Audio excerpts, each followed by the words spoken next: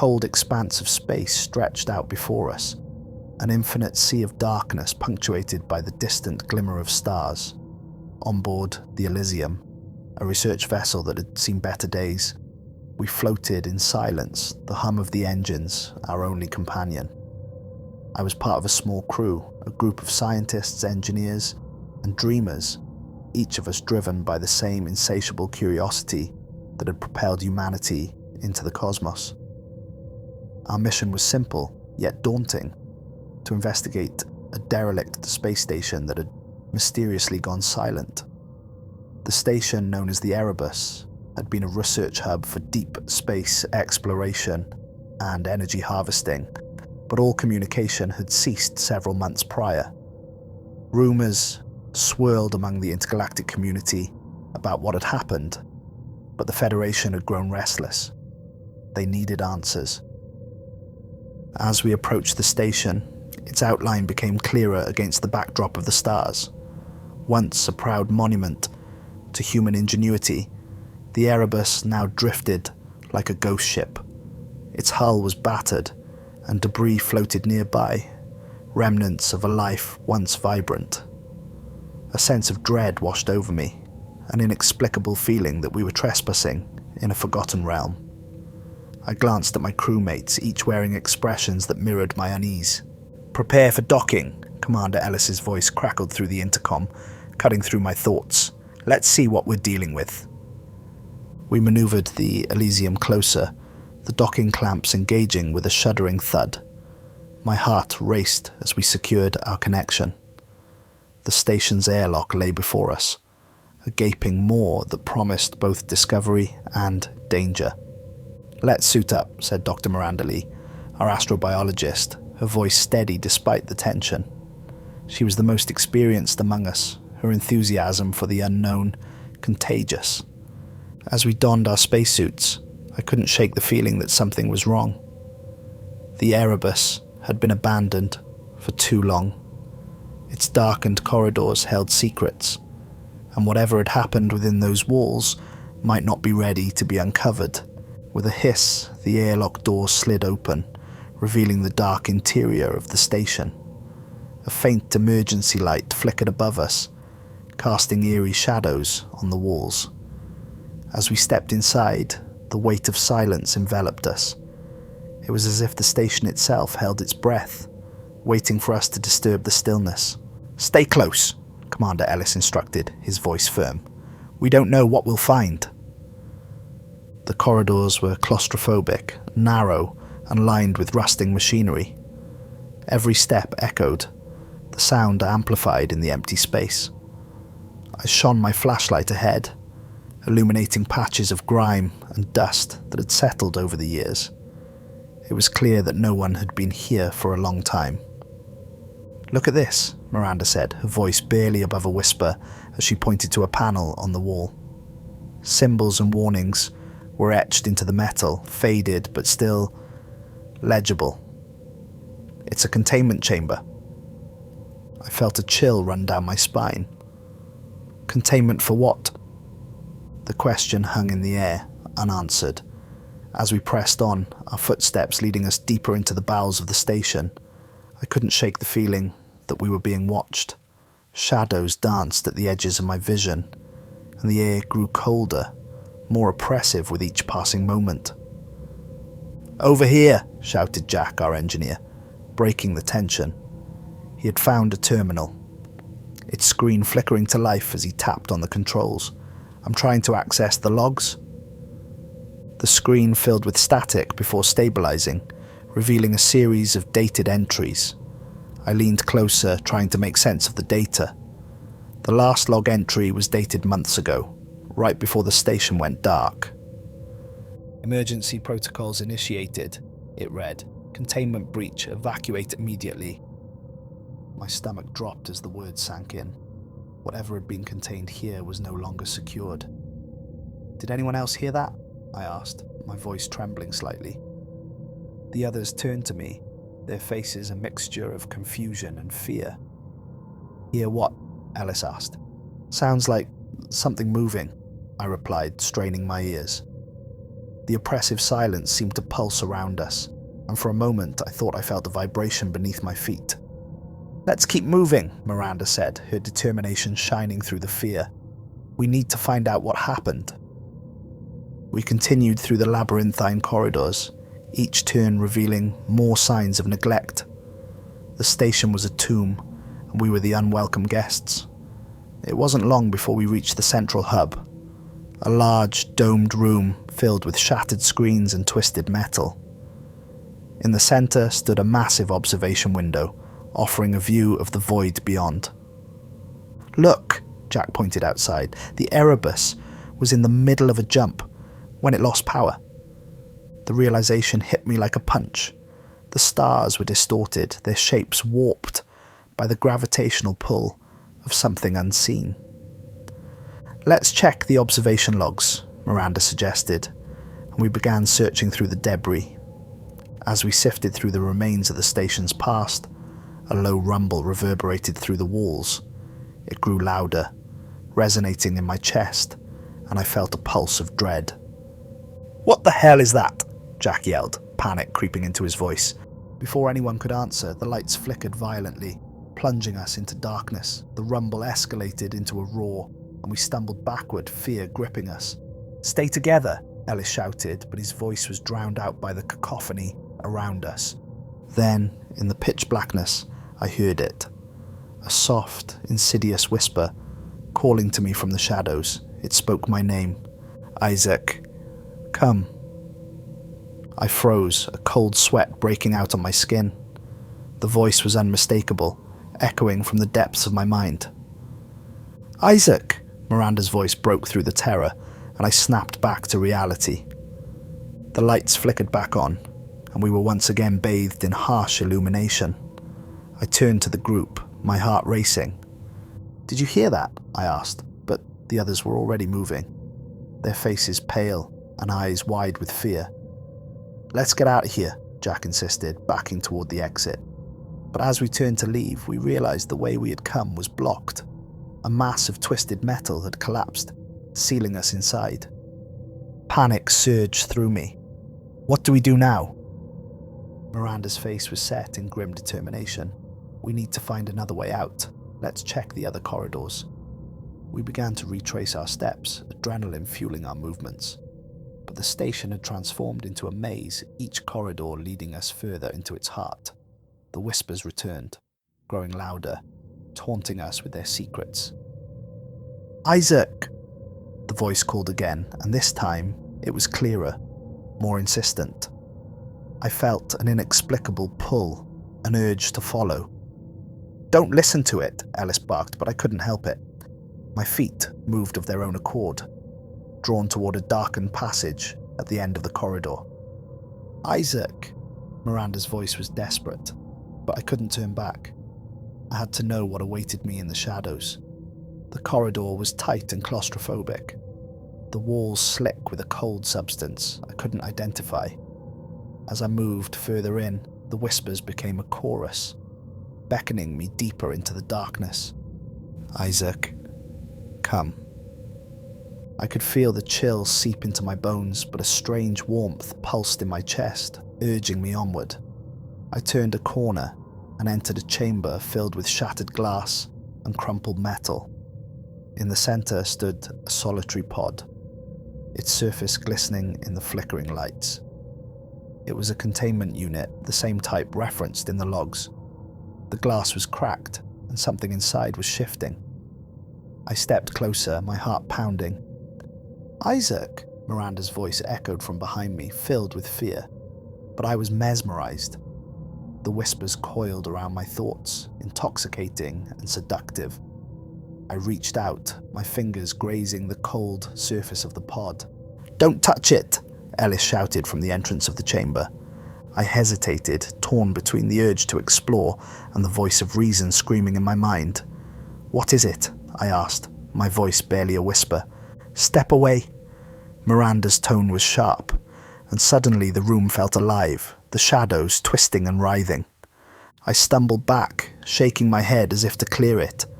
The whispers grew frantic, rising to a crescendo, enveloping me in a haze of sound. "Release us." Join us." "Release what?" I shouted into the darkness, trying to assert control over my spiraling thoughts.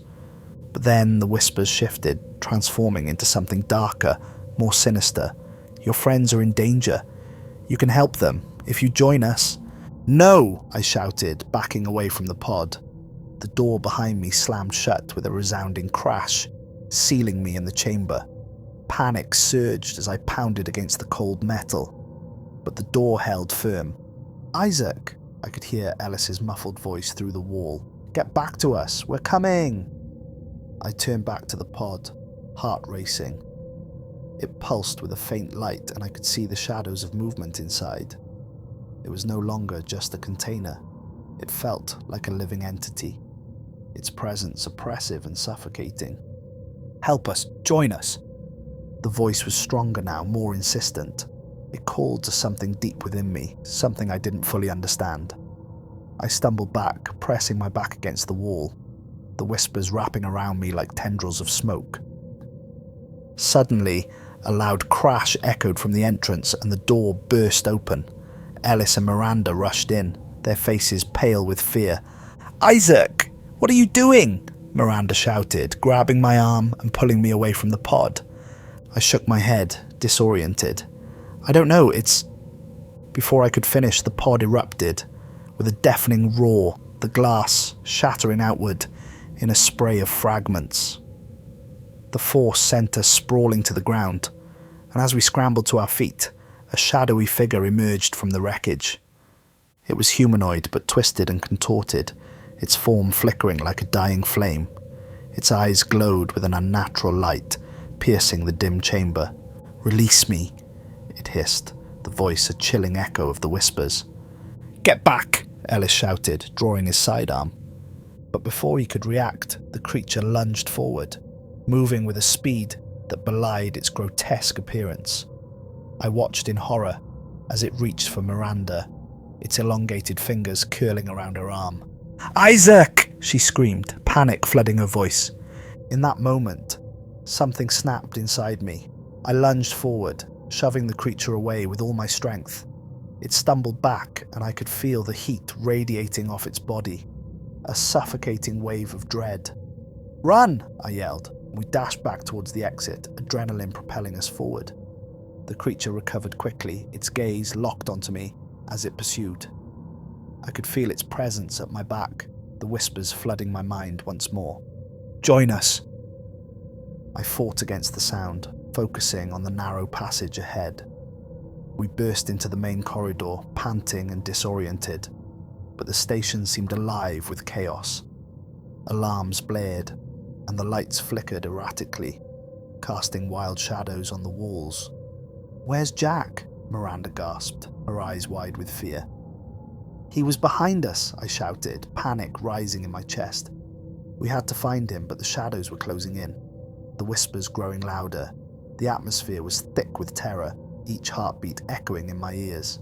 "Jack!" Ellis called, his voice strained. "Answer us!" But the only response was silence, thick and suffocating. "Where would he go?" Miranda whispered, fear etched on her face. "He mentioned the engineering bay," I replied, my mind racing. "It's our best shot. We can regroup there." We sprinted through the twisting hallways, my heart pounding as we searched for Jack. The echoes of our footsteps were swallowed by the darkness, the whispers drowning out everything else. "Jack!" I yelled again, my voice hoarse. We reached the engineering bay, the door slightly ajar. I pushed it open, the metal creaking ominously. Inside, the room was dimly lit, and the faint hum of machinery filled the air. "Jack!" I called, stepping inside. And then I saw him. He was hunched over a terminal, fingers flying across the controls as he tried to restore power to the station. "Jack!" Miranda cried, relief flooding her voice. He looked up, his eyes wide with fear. "Thank God! I thought you guys were..." Before he could finish, the shadows coalesced around us, and the creature burst through the door, its form flickering in the low light. "Release me," it hissed, advancing toward us. "No!" Jack shouted, his hands desperately trying to input commands. "I'm almost there." The creature lunged and I grabbed Miranda, pulling her out of the way just as it crashed into the terminal, sending sparks flying. "Get the door!" Ellis shouted, moving to block the creature's advance. I raced to the door, slamming it shut just as the creature howled in frustration. The metal clanged shut, and we leaned against it, our breaths ragged, as we tried to process what had just happened. "Is it locked?" Miranda gasped. "For now," I replied, my heart racing. "But we need to move. It won't be long before it finds a way in." Jack worked furiously at the terminal, sweat glistening on his forehead. "If I can just get the power back online, we can seal this bay and make a run for it." "What happened to the crew?" Miranda asked, her voice shaking. "Log said something went wrong during an experiment," Jack replied, eyes fixed on the screen. "They were trying to harness an energy source from a nearby anomaly. Something escaped." "Escaped?" I echoed, dread curling in my stomach. "Yes, and it looks like it affected the crew. They're probably still here. Somewhere." The realization hit me hard. Whatever had happened to the Erebus wasn't just a malfunction. It was a warning. The creature banged against the door, and I could hear it hissing in frustration. "Join us." "We don't have much time," Jack said, his fingers racing across the terminal.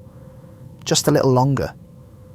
The door shook violently, and I glanced at Ellis, who was readying his weapon. "Are you sure you can get it up?" "I can try," Jack shouted, panic rising in his voice. "Do it!" I yelled back, gripping the edge of the terminal, heart pounding as the door rattled once more. The creature's growl echoed through the room, reverberating off the walls. "Release me!" And then, in a sudden burst, the lights flickered back to life, illuminating the engineering bay in a harsh glow. "I did it!" Jack shouted, a wild grin on his face. "Now we can seal the..." But before he could finish, the door burst open, the creature lunging forward with inhuman speed.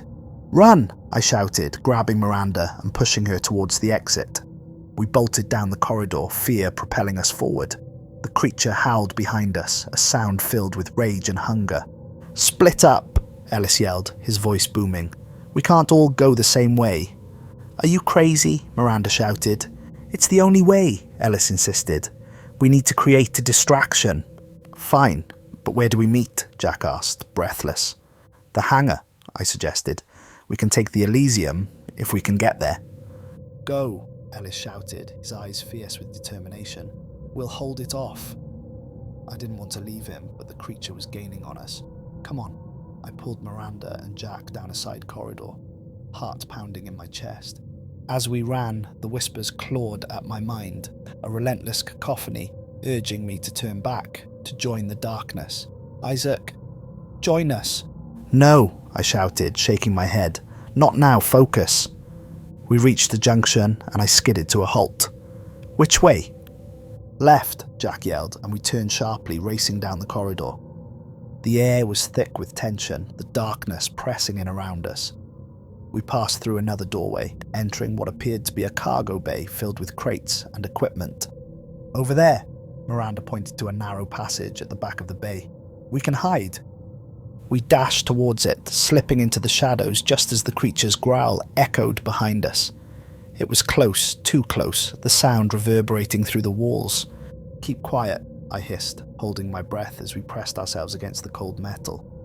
The creature prowled into the bay, its form a mass of shadows. I could see its glowing eyes scanning the area, seeking us out. "Where are you?" it hissed, voice dripping with malice. The whispers grew louder, drowning out my thoughts. "Join us. Release us."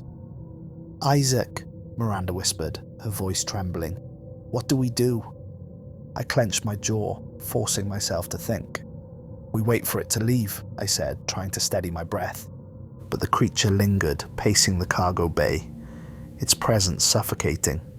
It was like a predator, hungry and patient. I could feel time stretching, each second an eternity as we held our breath. The whispers curled around me, urging me to surrender, to give in. "Isaac, come. Join us." "Stop," I shouted, feeling the pressure in my mind build. "Get out of my head." But the creature only laughed, a chilling sound that sent shivers down my spine. You cannot resist. Just when I thought I might lose myself to the shadows, I felt a surge of determination. We can't stay here, I said, my voice steadying. We need to move, now. Where? Jack whispered, panic flooding his eyes. I scanned the room, searching for an exit. The other side. We can cut through to the main corridor. With a deep breath, I led the way. Creeping through the shadows, heart racing. The creature was still near, its growls echoing in the distance. But we had to escape. We slipped out of the cargo bay, moving quickly down the narrow passage. The whispers faded slightly, but the oppressive feeling remained, an ever-present weight on my shoulders. Where to now? Miranda asked, her eyes wide with fear. The hangar, I said, urgency in my voice. We need to reach the ship. As we continued through the corridors, I could hear the creature's footsteps behind us, growing louder, more insistent. We were running out of time. Suddenly, the lights flickered again, and a loud crash echoed from behind. I spun around, heart racing, but the corridor was empty. Isaac, hurry! Jack urged, glancing nervously over his shoulder. We pressed on, desperation fueling our movements. The station felt alive, as if it were closing in around us. Finally, we reached the entrance to the hangar. The massive doors loomed before us, sealed shut. Jack, can you get it open? I asked, urgency lacing my tone. I'll try. He rushed to the control panel, fingers flying across the buttons. I glanced back down the corridor, heart pounding as I listened for the creature. The whispers had returned, louder than ever, clawing at my mind. Isaac, join us. Not now, I shouted, shaking my head. The hangar doors began to groan, metal grinding against metal as they slowly opened. A sliver of light broke through, illuminating the space within. Hurry, Miranda urged, glancing nervously behind us. As the doors opened wider, the creature's growl echoed through the corridor, a chilling reminder of our imminent danger. We have to go, Jack yelled, and we sprinted through the opening just as the creature rounded the corner, its glowing eyes locked onto us. The hangar was filled with debris and the remnants of equipment, but the Elysium sat at the far end, a beacon of hope amidst the chaos. Get to the ship, I shouted, my voice hoarse. We dashed towards it, the creature close on our heels. The sound of its growls filled the air, chilling us to the bone. Jack reached the airlock first, fumbling with the controls. It's not responding. Come on, Miranda cried, her eyes wide with terror. I glanced back, heart racing as the creature lunged, its twisted form barreling toward us. We can't let it in. Almost there, Jack shouted, his hands moving frantically over the controls. The creature was just feet away, its eyes glowing with hunger. I could feel the darkness closing in, the whispers growing louder, clawing at my mind. Open, damn it, I shouted. But just as the creature reached us, the airlock door slid open with a hiss. Go, I yelled, pushing Miranda and Jack inside. I turned to face the creature, heart pounding. It stopped just short of the threshold, eyes narrowing as it regarded me with a twisted grin. Join us, it hissed, voice dripping with malice. Never, I shouted, the word escaping my lips with a fervour I didn't know I possessed. With that, I dove into the airlock, slamming the door shut just as the creature lunged forward. The door sealed with a loud clang, and I collapsed against the wall, panting. Did it get in? Jack asked, his voice trembling. I shook my head, still catching my breath. No, not yet. We quickly moved to the controls, and I helped Jack initiate the launch sequence. The engines roared to life, and the ship vibrated beneath us. Get us out of here, Miranda cried, her eyes wide with fear. As the Elysium broke free from the Erebus, I could see the station drifting behind us, its dark silhouette framed by the stars. But as we ascended into the void, I felt a chill settle in my bones. The whispers still echoed in my mind, a reminder of what lay behind us. Did we escape? I murmured, heart racing. For now, Jack replied, his voice steadying, but we can't forget what we found. As the stars blurred around us, I knew that our discovery was far from over. The Erebus had held its secrets for too long, and whatever had escaped was still out there, lurking in the darkness. The hum of the engines was a comforting sound as we left the Erebus behind. The chaos of the station faded, but the sense of dread lingered like a shadow. We were safe, at least for the moment, but the weight of what we had encountered pressed heavily on my mind. "Do we have a fix on our location?" I asked, leaning over the control panel. Jack's fingers flew over the console as he pulled up the navigational charts. "We're a few light years from the Erebus, but I'm not picking up any Federation signals. We might be in uncharted territory." "That's great," Miranda said, crossing her arms. "Just what we need right now." "Let's regroup and assess our situation," I suggested, forcing my voice to remain steady. "We need to get our bearings and figure out what to do next." The three of us moved to the main cabin, taking a seat around the small table. The tension in the air was palpable, each of us grappling with the horror we had just experienced. "Do you think the creature is still on the station?" Jack asked, running a hand through his hair. "It doesn't matter," I said, my voice heavy with resignation. "It's not just a creature. It's a manifestation of whatever went wrong on that station. It wants us." "What do you mean?" Miranda frowned, concern etched across her features. The logs mentioned a containment breach, and from what I felt in there, it wasn't just an accident. Something escaped, and it seems to be feeding on fear, drawing us into its darkness. Jack nodded slowly, his face pale, and the whispers, they were trying to lure us in. "Exactly," I replied, recalling the seductive voices that had filled my mind. "It wanted us to join it, to become part of whatever it is." A heavy silence hung in the air as the reality of our situation set in. We had escaped, but the threat was far from over. "What do we do now?" Miranda asked, her voice barely a whisper. "We need to report back to the Federation," I said, determination hardening my resolve. "They need to know what happened on the Erebus." "Are you sure that's a good idea?" Jack countered. "What if they don't believe us? What if they want to send more people to investigate?"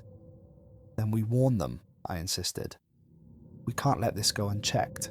We've seen what it can do." "But what if they send a team back there? What if they suffer the same fate?" Miranda said, her voice trembling.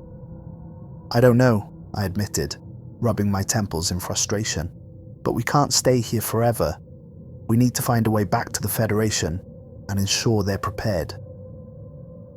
We spent the next few hours going over the ship's systems, checking communications and navigation. As we worked, the weight of our experience clung to us, a dark reminder of what we had encountered. "Isaac," Miranda said suddenly, her eyes wide with fear. "What if it followed us?" The thought sent a chill down my spine. "It can't," I said, though uncertainty crept into my voice. "We sealed the doors. It couldn't have made it out." "Are you sure?" Jack asked, his brow furrowed with concern. "Enough," I snapped, frustration boiling over. "We need to focus on getting back." Hours passed, and as the ship drifted through the void, the silence began to feel oppressive. I could sense the others' unease, the lingering dread that clung to the air. "Let's take turns keeping watch," I suggested, trying to ease the tension. "We can't let our guard down." "Good idea," Miranda agreed, her voice steadying. We set a schedule, rotating between sleeping and keeping watch, but sleep eluded me. Every time I closed my eyes, I was haunted by visions of the creature, its glowing eyes and twisted form closing in on me. On my shift, I stared into the darkness outside the ship, the vast expanse of space both mesmerizing and terrifying. The stars twinkled like distant memories, a stark contrast to the horrors we had just faced. As the hours wore on, I felt a shift in the air, a subtle change that made my skin crawl.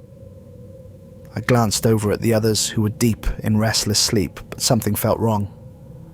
A noise echoed through the ship, a soft scratching sound that made my heart race. I strained my ears, trying to pinpoint the source, but the sound seemed to come from everywhere, and nowhere. "Hello?" I called out, my voice shaky. Silence answered. I moved cautiously to the control panel, flicking on the ship's lights. The bright illumination chased away the shadows, but the sense of dread only intensified. "Stay alert," I whispered, fear creeping into my heart. And then I heard it again, a soft, almost melodic whisper that sent chills down my spine. "Isaac, join us?" I froze, heart pounding in my chest. The voice was hauntingly familiar, echoing the words I'd heard on the Erebus. "Get a grip," I muttered to myself, shaking my head as I tried to dispel the illusion. But the whispers grew louder, wrapping around me like a suffocating shroud. "Isaac, join us. Become one with us." "No!" I shouted, clenching my fists as I fought against the sound. Suddenly, the ship's alarms blared, startling me from my thoughts. Red lights flashed in the cabin, and I rushed to the control panel, heart racing. "What's happening?" I called out, pressing buttons in a panic. "Systems are going haywire," Jack shouted, leaping up from his seat. "Get the stabilizers online," Miranda added, her voice urgent. The ship lurched violently, throwing me against the wall. I struggled to regain my footing, fingers flying over the controls, as I tried to stabilize our trajectory. "What's causing this?" I yelled, my voice barely audible over the alarms. "I don't know," Jack shouted, scrambling to the console. "It's like something's trying to take control." The whispers intensified, drowning out my thoughts. "Join us! Join us!" "Isaac!" Miranda shouted, her voice breaking through the haze.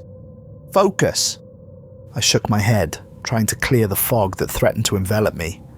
"I'm trying." The ship continued to shake, alarms blaring as the lights flickered erratically. I felt a cold sweat break out across my skin, a chill that went deeper than fear. "Get the emergency systems online," I shouted, desperation rising in my chest. Jack's fingers flew over the controls, but the ship felt like it was slipping away from us, chaos reigning as the whispers clawed at my mind. "Join us," they taunted. "Become one with us." "Stop," I screamed, pushing back against the voices. "You're not real." With a sudden burst of determination, I slammed my hand down on the emergency shutoff, cutting off the power to the controls. The ship fell silent, the alarms fading into stillness. But in the silence, the whispers remained, haunting and insistent. "Isaac, join us." I took a deep breath, fighting to steady my racing heart. "We need to figure this out," I said, my voice low. "It's not just the ship. It's something else, something from the Erebus." Jack nodded, eyes wide with fear. "What do we do?" "We need to find a way to sever the connection," I replied, thinking back to what we had encountered. "Whatever it is, it's trying to reach us. We need to cut it off." Miranda frowned, concern etched on her face. "How do we do that?" I thought for a moment, trying to piece together what we had learned. There were containment protocols on the Erebus. We need to replicate that here. If we can establish a barrier, maybe we can block it out. Jack looked skeptical, but he nodded. "All right, what do we need?" "Let's gather anything we can find to create a makeshift barrier," I said, determination hardening my resolve. "We'll need to focus our energy and isolate the ship's systems from whatever is trying to reach us." We moved quickly, gathering supplies and equipment, setting up a makeshift barricade around the control panel. As we worked, the whispers faded slightly, but the tension remained thick in the air. "Do you really think this will work?" Miranda asked, her voice trembling. "I don't know," I admitted, glancing around at the others, "but we have to try." Once we finished setting up the barrier, I took a deep breath, preparing to re-engage the systems. "On my count," I said, heart racing. 3, 2, 1, activate." As I flipped the switch, the ship jolted again. But this time, the whispers began to wane, retreating into the darkness. "Is it working?" Jack asked, eyes wide with anticipation. "I think so," I replied, adrenaline surging through me. But just as we began to breathe a sigh of relief, the ship shook violently again, throwing us to the ground. "Hold on," I shouted, gripping the edge of the control panel as alarms blared once more. The whispers returned, louder and more insistent. "Isaac, join us. Become one with us." "No!" I screamed, fighting against the sound. Miranda's eyes were wide with terror as she gripped my arm. "Isaac, we have to do something." "I'm trying," I shouted, forcing myself to concentrate. The ship lurched again, but this time I could feel a shift in the air. The whispers were transforming into a chorus of voices, a cacophony that resonated through the cabin. "Join us! Join us!" With a sudden surge of determination, I slammed my fist down on the emergency shut-off again. The ship fell silent, and for a brief moment, the whispers faded completely. "We need to focus," I said, my voice steadying. "We can't let it in. We have to break the connection." Jack nodded, breathing heavily. "How do we do that?" "Let's focus our energy," I said, looking between them. "We need to create a barrier of our own. If we can channel our willpower, we might be able to disrupt whatever it is." "All right," Miranda said, nodding slowly. "Let's do it." We closed our eyes, focusing on the connection we shared. I could feel the warmth of their presence, a reminder of our shared humanity. "We are not alone," I whispered, the words spilling from my lips. "We will not join you." The whispers began to claw at my mind again, but I held firm, focusing on the bond we shared. We are stronger together. As we channeled our energy, the air around us shimmered, and the whispers intensified, but they were no longer menacing. They felt more like a desperate plea, fading as we concentrated. "Isaac, please." But I pressed on, determination surging within me. "We will not succumb to fear." With one final push, we unleashed our energy, a wave of light erupting from us, pushing back against the darkness that surrounded us. And then the whispers fell silent. The ship stilled, the alarms fading into an eerie calm.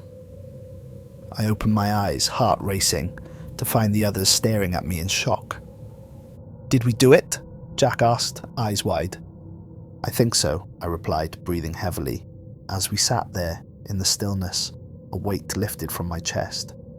We had confronted the darkness together, and for the first time since our ordeal began, I felt a glimmer of hope. But in the back of my mind, a nagging thought lingered. The Erebus had held its secrets, and we were still not safe. "Let's get back to the Federation," I said, determination returning. "We need to warn them about what we found." As we prepared for our journey home, I couldn't shake the feeling that the darkness would always be lurking just beyond the stars, waiting for its next opportunity to strike. But we had faced it once, and together we could face it again.